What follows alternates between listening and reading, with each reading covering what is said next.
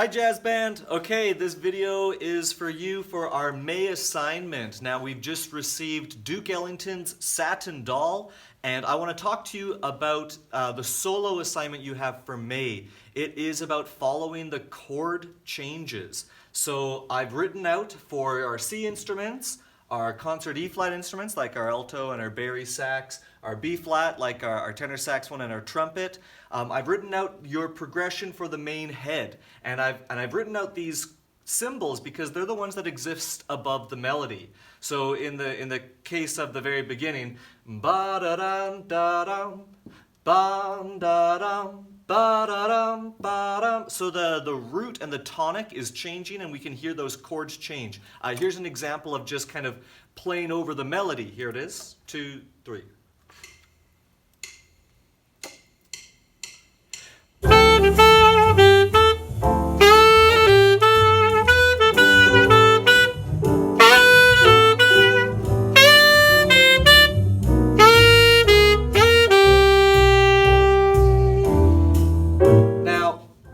During that, there is some chord changes that the bass usually outlines and the piano are playing. If we were to break it down to just what the root is, not trying to play like the scale or not trying to play the chord that's outlined with all the stuff in blue, if I remove all of the stuff in blue, we're just left with a single note, not a chord, not a scale, and this is what I would love for you to try and do.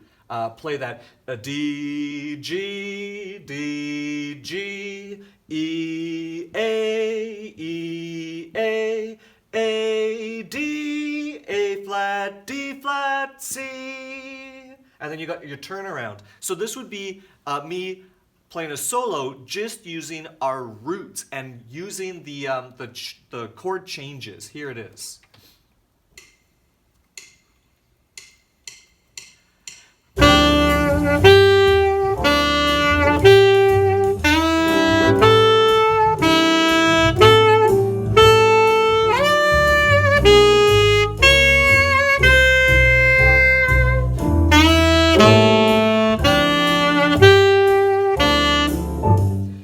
So you can hear that in that exercise, all I was doing is playing the tonic, and it still sounded good. It sounds like I'm just kind of playing an open bass line. So what you need to do is you need to determine how far you want to push playing the chords. Maybe you just want to do what I did and play just the tonics. Maybe you want to try and outline the chord, or maybe try and play a scale as it changes. It changes pretty fast, so I'll put it on to you as to how far you want to take it. Here's an example of playing the chord changes and simply making it more rhythmically interesting.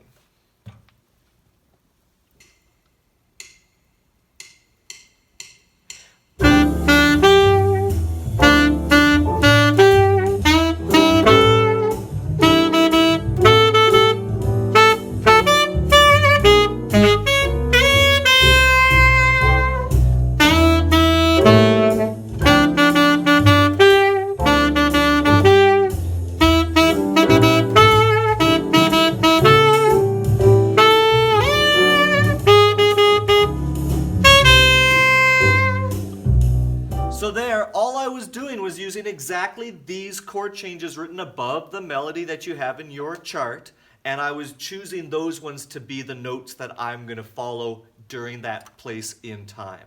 I'll do one last example where it shows you kind of outlining the maybe the chord of it, and you can start to hear, oh, that's the chord being expressed. So I'm going to use my alto saxophone one, I'm going to use my B to E. Now there's something in jazz that if you ever see this symbol, when you see this line with a dot on either side, that means just do the notes from before. The chords are the same as before. So I can do it here and here because the bar before it, the notes are just repeating. Now here's me trying to take it to the next level on a few of these chord changes, trying to outline the chord.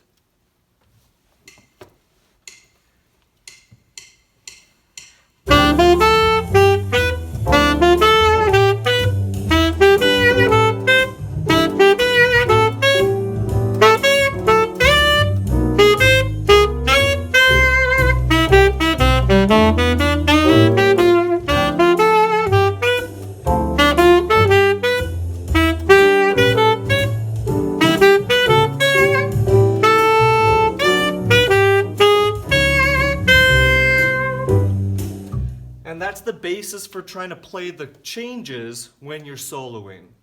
You can use scales, you can use a lot of space and rhythm, but at the end of the day, your May assignment is, can you play the changes during your solo section? Good luck.